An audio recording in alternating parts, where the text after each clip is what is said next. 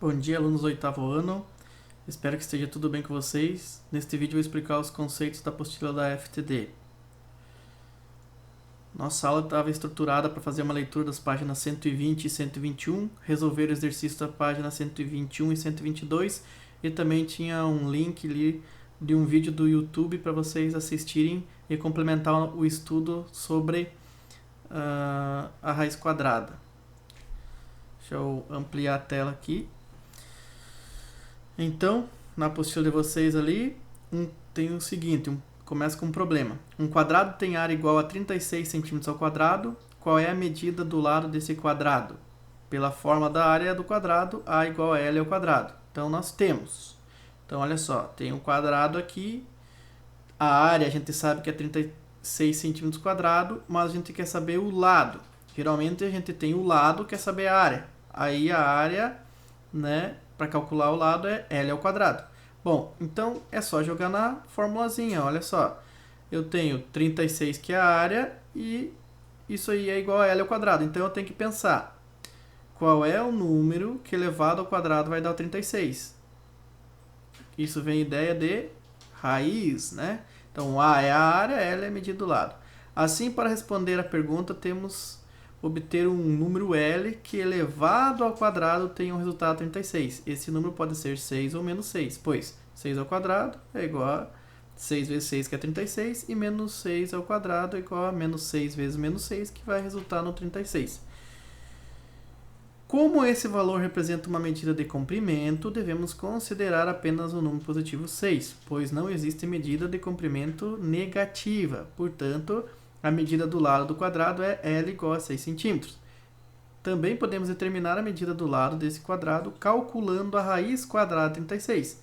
A raiz quadrada de um número A positivo é um número positivo multiplicado por ele mesmo resulta em A.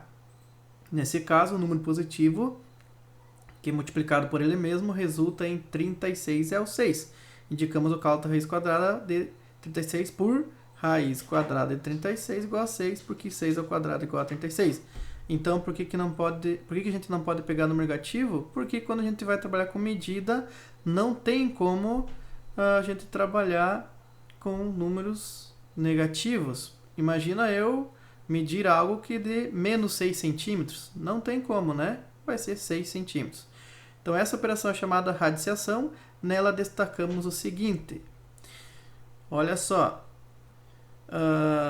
Nós temos, então, o índice, que vai em cima do radical, né, que é esse símbolozinho aqui da raiz.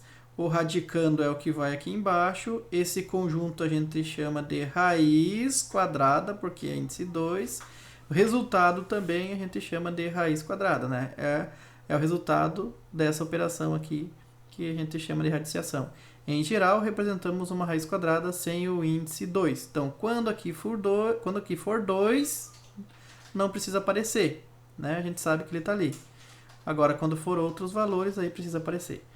Calculamos raiz quadrada somente de números positivos, pois não existe um número real que, multiplicado por ele mesmo, resulte em um número negativo. O símbolo raiz quadrada originou-se na Alemanha no século XVI e provavelmente foi influenciado pela letra R, a primeira letra da palavra latina radix, que significa raiz. No entanto, não se tem registros concretos desse surgimento. Esse símbolo foi usado pela primeira vez no livro Dichos, no ano de 1525, por Christoph Rudolph.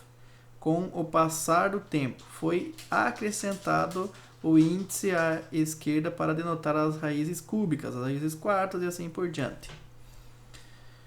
Ao calcular a raiz quadrada de um número na forma de fração, podemos calcular a raiz quadrada do numerador e do denominador separadamente. Observe os exemplos. Então, olha só. Raiz quadrada de 4 nonos. Dá para mim calcular a raiz quadrada de 4, a raiz quadrada de 9 e eu obtenho o resultado.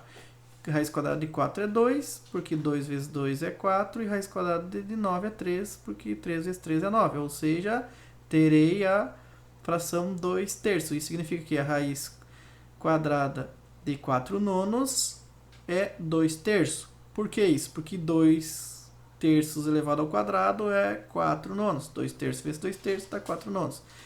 Mesma ideia para raiz quadrada de 16 25avos. Né? Tira a raiz quadrada de 16, tira a raiz quadrada de 25, e aí eu terei 4 quintos. Né? Porque 4 quintos ao quadrado é 16 25avos. Um número natural é chamado número quadrado perfeito quando sua raiz quadrada também é um número natural. Exemplos. Então, olha só. Esses números aqui de cima são os quadrados perfeitos. De quem que eles são obtidos? Desses aqui que estão embaixo. Por que o zero é quadrado perfeito? Porque zero, se eu tirar a raiz quadrada do zero, vai dar zero. O 1 é quadrado perfeito, porque se tirar a raiz quadrada do 1, vai dar 1. Ou seja, de um número natural, tirando a raiz quadrada, está dando outro número natural. Então, é quadrado perfeito. Se eu tivesse tirado a raiz quadrada de 3, bom, daria 1, alguma coisa. Então, esse 1, alguma coisa não é natural, então por isso que o 3 não é quadrado perfeito. Agora, se eu tirar a raiz quadrada do 4, vai resultar no 2. Então, o 4 é um número quadrado perfeito. Raiz quadrada do 9 é 3, né? Então, quadrado perfeito. Raiz quadrada de 16 é 4. Raiz quadrada de 25 vai dar 5. Então, 25 é quadrado perfeito. Raiz quadrada de 49, né? Vai dar... Aliás, antes, raiz quadrada de 36 vai dar 6. Raiz quadrada de 49 vai dar 7. Aí o próximo número perfeito, depois do 49, aí vai ser o 64. Por quê? 8 vezes 8 é 64. Próximo vai ser 81. Por quê? 9 vezes 9 é 81. Próximo vai ser o 100. Por quê? Raiz quadrada de 100 é 10. Próximo, 121 e assim por diante, né? Depois temos 144, porque 12 vezes 2 é 144 e assim por diante. Tá ok? Então agora vamos fazer os exercícios e qualquer coisa podem pedir ajuda para mim. Ok? Lembrem, pessoal, só sair de casa caso de urgência e de necessidade. Né? Nesse tempo é para permanecer em casa, não é férias. Ok?